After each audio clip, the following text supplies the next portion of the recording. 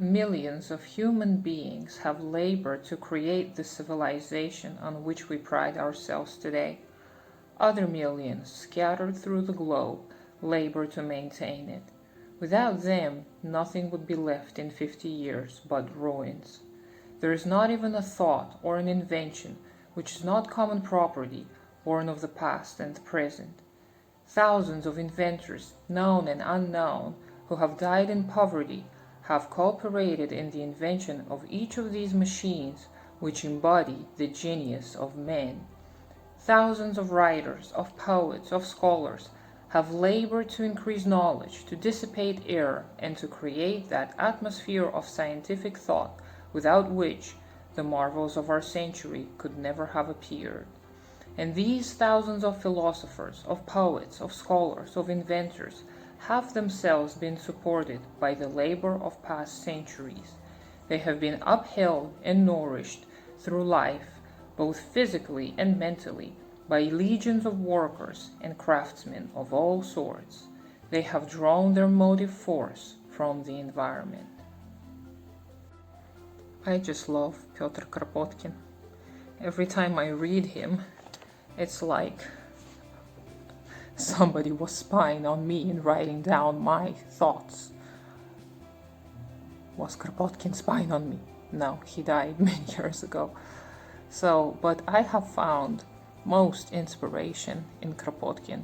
Reading some of his essays saved my life. And it also helped me feel less alienated from leftist theory. Seeing this man put so many eloquent thoughts down on paper with such kindness has truly made a positive impact on my life. And I'm not saying that I'm agreeing with every single thing Kropotkin said, and I'm not saying that I'm agreeing with every single thing Marx said, because there were men. They were men and they made errors, just like I do, just like you do, just like we all do. But what they did is immensely important. They started asking the questions that at the time very few dared to ask. Well, actually, there were many of the people asking the same questions, but they kept asking, they kept pushing, they kept encouraging others to participate in the discourse.